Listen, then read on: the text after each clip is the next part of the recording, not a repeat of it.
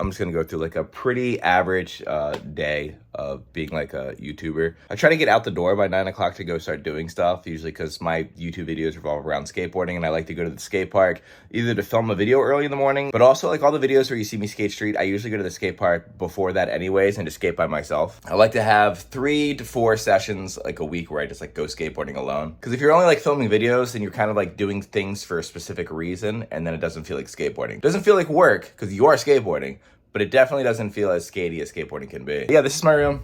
It's pretty basic. Dirty clothes, clean clothes. That's my seaweed. That's my desk that I never really do anything at. Here's a kidney stone that I passed without any painkillers or anything. I went to the hospital. I get kidney stones all the time. And I go to the hospital and I'm like, hey, I'm having like, I'm in a lot of pain. I think I have a really gnarly kidney stone. But I had a CT scan maybe like a month before, and they're like, yeah, well, it didn't show anything. I'm like, I'm telling you, I know what I feel. And then I pushed that out, and evidently it's like 1.8 millimeters or something like that. You need surgery, and that's like 2.4. Like, it's like significantly bigger than I would have needed surgery to like get removed. Then I just pushed it out. And then I dug it out of the toilet, threw all the blood because it's a cool souvenir. When I showed it to the doctor, they didn't believe me. Checked my emails, didn't make my bed, eat a Dick Jordan Peterson. Use skateboards, new skateboards. These are actually all like not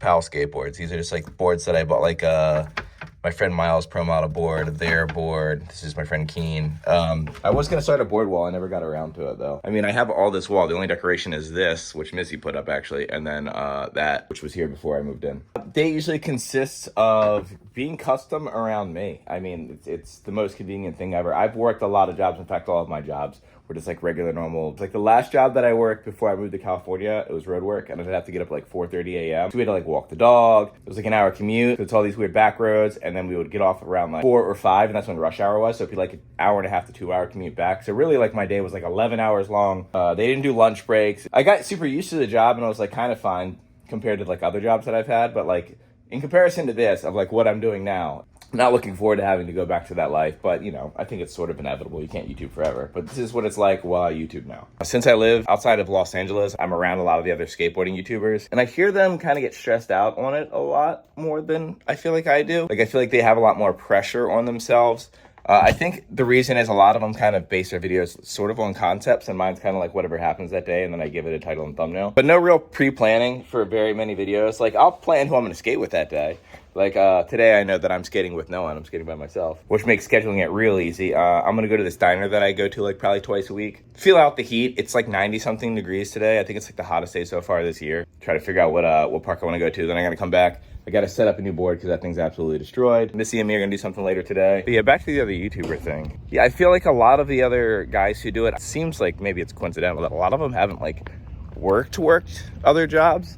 Like they've like had like, you know, entry-level jobs. Some of them got lucky and worked for themselves. But I think because like I'm older than a lot of them, I'm 36 now, and I didn't start doing YouTube till like 2 years ago. Well, I guess it's coming up on 3 years sort of soon. So 2.5 years. Like I had a whole life, like a regular, normal working job, and not enjoying what I'm doing for a living for many, many years on end life. Not that it was like the worst in the world. Like, I mean, most people are watching this are just working regular jobs. It's not necessarily the perfect thing that you want to work, but like you make it work. Sometimes they're pretty sick. I have some friends who have some really cool jobs. You know, you sort of get a little bit of passionate about what you do. Like you start taking a little bit more pride in your work or caring more about like the other stuff, and it like kind of distracts you through the day. I definitely know that if you like are working a job and you're like trying to like not work all day, your day is going to take forever. And if you try to like make yourself do more stuff, then the day just flies by. But what's cool about like doing something like this, since the money fluctuates, like it's not like no matter how hard I work this week, I'm going to get the same amount. Like with this, it's like, okay, if I get more done, then I'm going to make more this week. Actually, that's not necessarily true. Sometimes like you'll put a lot of effort into a video and it doesn't do really well. And my number one most watched video is a video where I literally go to a skate park. It was 100 degrees and it was just a really cool skate park, and it came out with a good thumbnail, and that's my most watched video, and I put very little effort into it. So yeah, it varies. You never know what people want to watch. It definitely helps me appreciate my situation, because in a non-braggy way, I'm just like really, really, really fortunate. Because like my channel, I don't think is successful because I'm better at it than anyone else. I think I just like really lucked out with having a lot of friends that are really good at skating. They're all pretty good at talking on camera. They all have very different personalities. And then like my sponsors happen to be very supportive of what I do. So it's like, I think my circumstance really brings my channel together. Also, you should get a laptop carrier case like this. Before I was just like throwing it into a backpack and it would get like melted wax on it and crap. Having a completely separate thing for it is the best. So as far as what I have to do for work today, I gotta set up a board, I guess we could say that's for work. And then go skate. I'll probably go skate cherries, some tricks I want to learn. That's really it. I think I'm 2 days ahead in editing, so I technically don't have to edit tonight. But I'll probably try to get another 2 days ahead, because when I get like 6 or 7 days ahead in editing and I have them all pre-uploaded, it's like I can take myself like a 4-day vacation and not have to film anything or edit anything, and then just go like skate what I want. And those are the times that I usually like learn new tricks or skate with some of my friends who usually aren't in my YouTube videos. Okay, off to Starling Diner. Really good French toast. It's like marzipan stuffed French toast. And transition to me being at the diner now. Just kidding, I don't really do that kind of edity stuff. Honestly, people seem to like that too. I didn't really understand what it meant at first. And people were like, your videos are so raw. You know, because when I think of raw, I think of like kind of like gnarly skating. Like I think of Pedro Delfino and stuff like that, or John Cardiel. But what they meant was it's just like, this is just the day. I rarely put music in. Though lately I've been dabbling. Sorry, everyone who hates that. I swear I'm keeping it to just selfie clips, which will still probably be in this video. So sorry. But yeah, I think what was kind of nice for seeing people like edit their videos like early on, I think people like developed a relationship with like the creator trying to be a creator, and you're sort of like rooting for them. So like watching them learn how to do like little transitions, it's like, oh, like look at them go. Like look at them figure some stuff out. Whereas my channel's not really about me figuring out the YouTube thing or trying to be some sort of celebrity. It's just about me trying to do tricks that I'm stoked on or that I hate, and then my friends being really good at skating. And so I have some friends who do skateboarding YouTube, and they put like hours and hours into their editing. Like they'll film a video all day, they'll plan it out, film it all day, and edit all night, whereas mine are very much shoot from the hip. Editing honestly takes me anywhere from like an hour to an hour and a half, depending on. If I have to add music, it can be a little bit longer. Or if my phone's overheating, because I film everything on my cell phone, then it'll underexpose everything sometimes. This happened the other day at El Sereno, so I have to change the exposure for every clip, which added like a good 25 minutes to the editing process. But yeah, for the most part, it's just chip, chip, chop, chop, chop. Whereas my second YouTube channel, I think I'm gonna put a little bit more into editing, because in the niche of skateboarding speaks for itself. No one gives a shit about transitions unless it's transition skating. No one cares about your color correction. They just want to see the tricks, the people hanging out and skating together, and then just like kind of like the energy of the session. Because I like my videos to feel like, you know, you're sort of just like there at the session watching people skate. I also gotta say, it's quite the trip to be living in California now. I used to come out here and visit like once every year or two, sometimes 3. And it was always like such a surreal vacation. Like, man, it's so good for skating. I've been living in California for like 5 years now, and I'm still just like blown away by the weather every day, blown away by the spots that pop up every day. We have like a new skate park once every like 4 months. I mean, for the kind of life that I've always wanted to live, I really got everything that I wanted. It's kind of fucked up and super unfair to everyone else, but let's go eat a really sugary breakfast. So they use Maryland crabs for this, blue crabs, but we're gonna be we'll do the peach one. In the time that it took for it to get here, I changed my mind. I got the Nutella banana one. You know how to tell if that place is good? They put mint and cucumber in their like water glasses. So good. Go back to the house. I'm gonna set up a board, maybe browse around on YouTube a little bit. Every once in a while, probably like once a week, I'll go look at what other YouTubers are doing, what other skateboarding YouTube channels are posting, see if they're trying to change it up, see if they're doing anything that I might be like, oh, I want to do that. That looks fun. Okay, now I'm going through my other email address. This is basically where my brand deal stuff comes in. And you might be thinking to yourself, Dan, why do you even bother looking at this? You never do brand deals. It's because they're always the stupidest brand deals. Like DYU electric bike collaboration. I don't have a use for an electric bike. And it's like, fuck off, Manscaped. I got hairy balls. Stop trying to tell me what to do with my body hair. It's like what Bic did to women in the 40s or whatever. Just like, let me have a hairy ball. Your razors don't seem to do anything else that my $15 one that I bought at Walmart can't do. That's probably not true. That $15 one at Walmart sucks. Sometimes, like I think I've done one brand deal in the history of me having a YouTube channel, and it was Skillshare, and it was because I wanted to learn about like the stock market, and also has a bunch of chess tutorial stuff. So I used it because it was something that I believed in, but 99.99% of the brands that hit me up on here has nothing to do with anything that I care about. But recently there has been a couple nice ones. I also like have friends give me advice on this, and they're like, yeah, like know your worth, like here's what number you should be asking for. And it's just like, sometimes I'm just trying to get some free headphones. I understand that like I have an audience, and like that has like numerical monetizable value to a lot of these people, but also I don't really like haggling. So it's just sort of like, if their product's rad, I'm down to back it. It's just very rare that anything sick comes up. But recently, there's been like 2 or 3 things that came up in the past like 2 months that I've been talking to about some like product that like I back, and it like makes sense to do something with them in the skateboarding world. So possibly I'll do a brand deal sometime soon. But so far, my channel's been pretty pure, and I kind of do like that. I like that I never do brand deals. All right, let's see what YouTube's recommending me. We got, if you've ever watched any of this guy's videos on Dragon Ball Z, they're so funny. He's always talking about his people being down bad and taking back shots. He has the best commentary for Dragon Ball Z ever. It's really funny.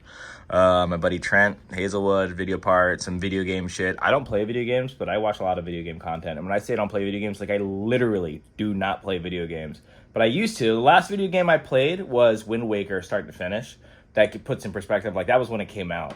So I'm not much of a gamer, but I like watching video game content. And I imagine when I'm done with skateboarding, I have more free time, I'll probably start playing. Some wrestling stuff. Been watching a lot of wrestling interviews. Love Norm Macdonald. This Carl guy will not, dude, he is so on top of this guy. He's some guy who like claimed that he had all these world records and he got caught in a bunch of lies. And this guy, he is milking this guy for content harder than the rest of us could ever milk Andy Anderson. I'm sorry. It's just, that guy's ridiculous. Some chess stuff. Braille, worst skate park ever. That skate park actually looks sick. You guys are tripping. What? It's got a round bar? That's better than half the skate parks I've ever seen. Mike Anderson, one of my favorite skaters. I don't really like look to YouTube for inspiration because none of these strategies apply to me. Sometimes I will look at, here, let's go. Brian Arnett. Brian Arnett, you see this and you're like, oh, he hasn't posted in 2 weeks. But I don't know if you know this about Brian. He's got 4 channels.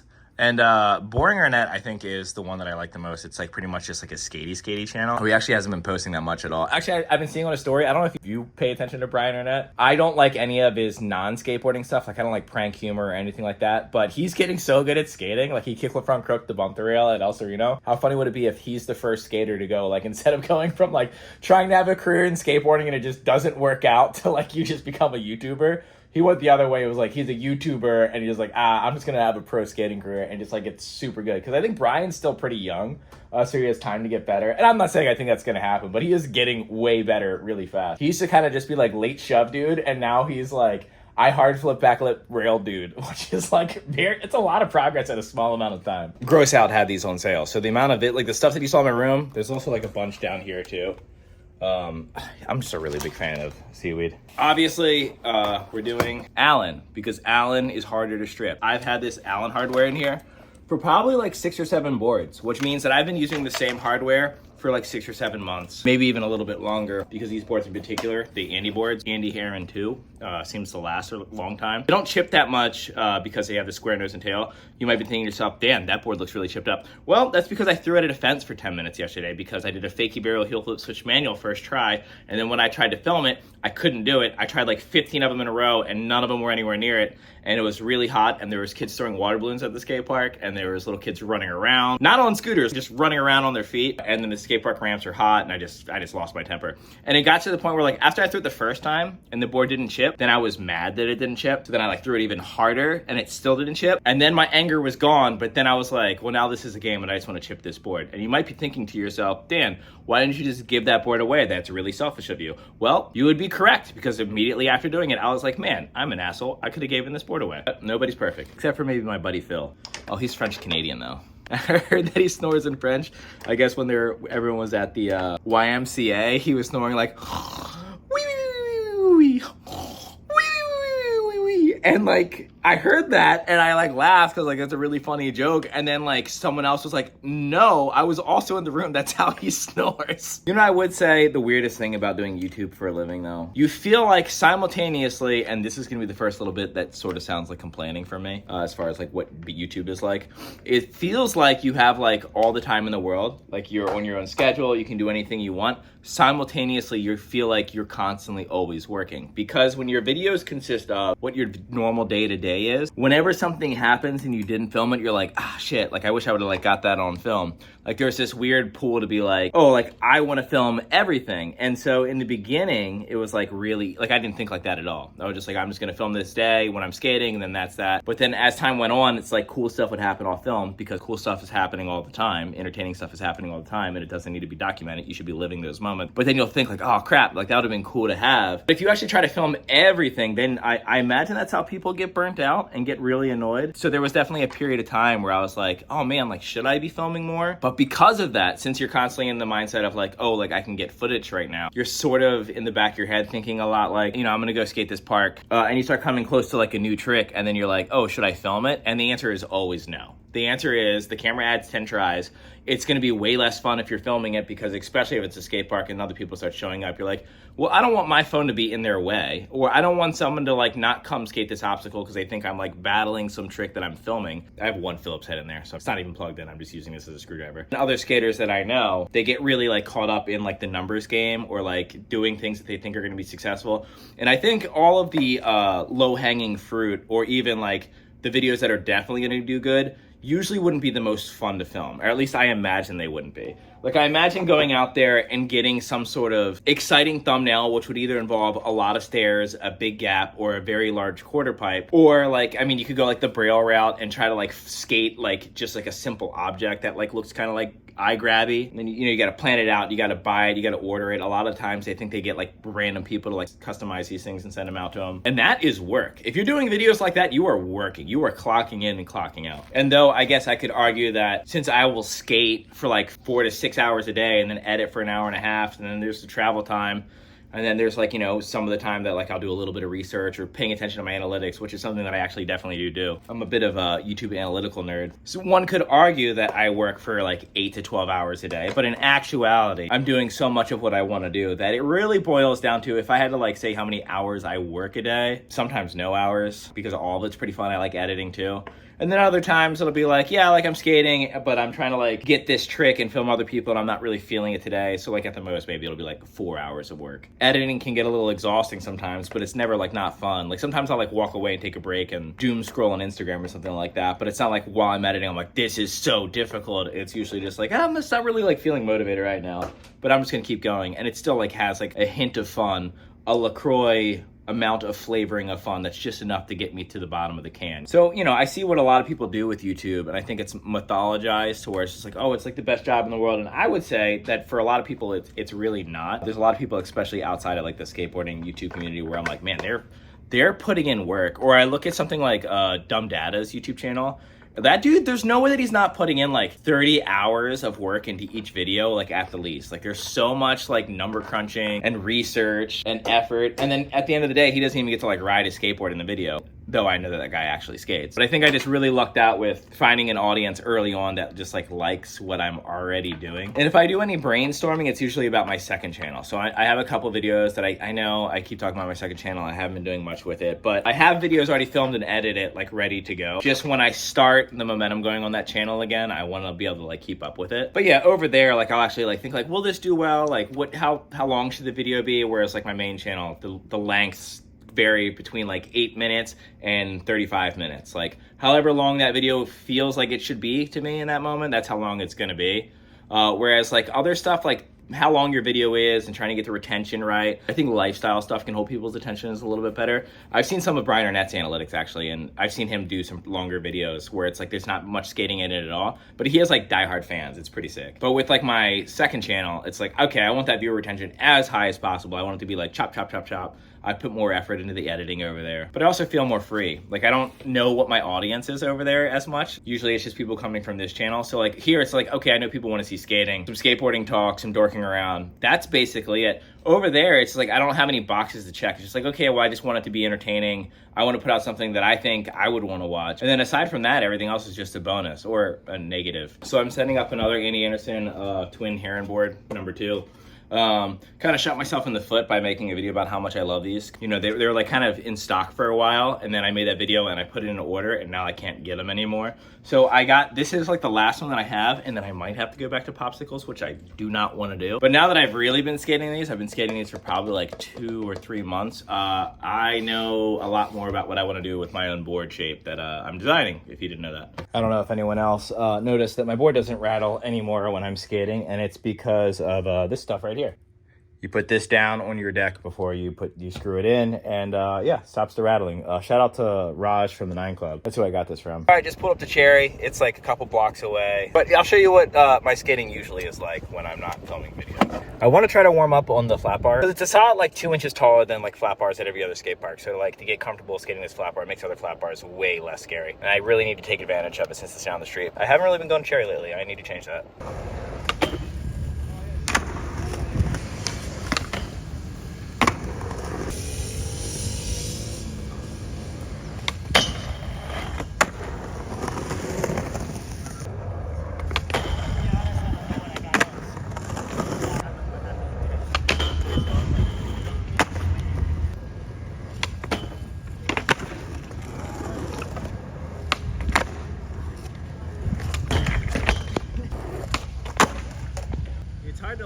right angle to get back to the rail and not get wheel bite.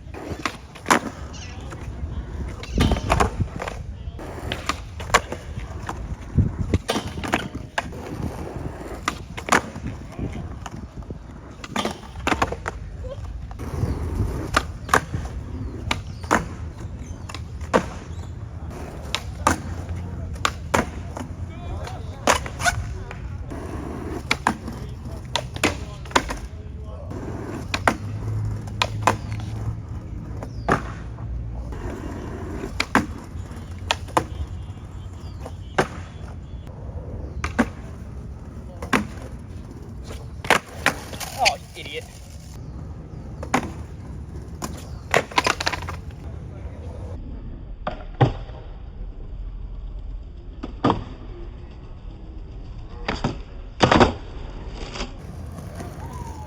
We're gonna try to do some grinds. It's so hot. All the wax is melted off of everything, but we're gonna try.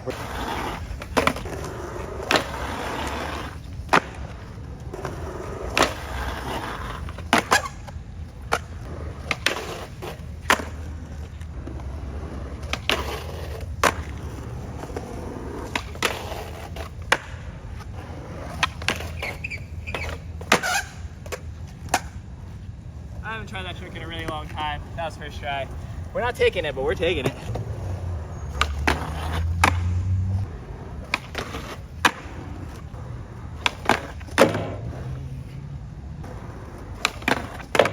What the heck was that? I just did the figgy crook too, but I realized my phone overheated, so I didn't record it. So I'm gonna film from way over here in the shade.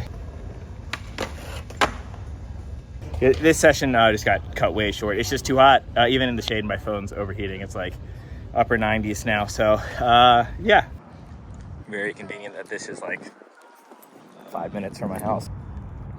Made a new friend in the water. Probably keeps following us around. Stealing all my swimming moves.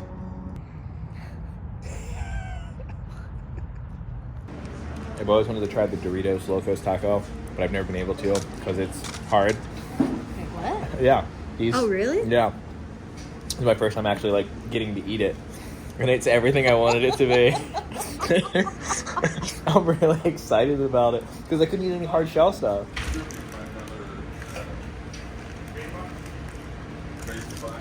It's so easy for me to chew. Like that's gonna be so painful. That's so awesome. I'd never added it to my order until just now. I saw. I was like, oh yeah, I've always wanted to eat these. Well, It's emotional. give me that full review. What do you think? It tastes exactly like I'd imagine it. Yeah. It's a taco with a Dorito as a shell. It's really good though. It's got extra dust on it, I think. You're making an extra mess right now. Missy's been telling me that I've had a limp for months now, and I don't believe that I have a limp. She's gonna film me walk completely normally. Comment down below if I have a limp. You tell me. Go ahead, wherever you want. Go ahead, walk. I'm not thinking about anything. I'm thinking about that. All right, walk back. Where's the limp? It's in this area. Did I limp during that? That was like my normal walk, 100%. I was literally just thinking about the stoplight. I pointed to the fucking... I was thinking about the stoplight. That's how far gone I was. I walk slower. I can walk slower. You're thinking so... I'm not thinking... I swear to God, I'm not thinking at all. All right, I'm going to make it my life mission to catch you off guard. Like right now, I'm reading that.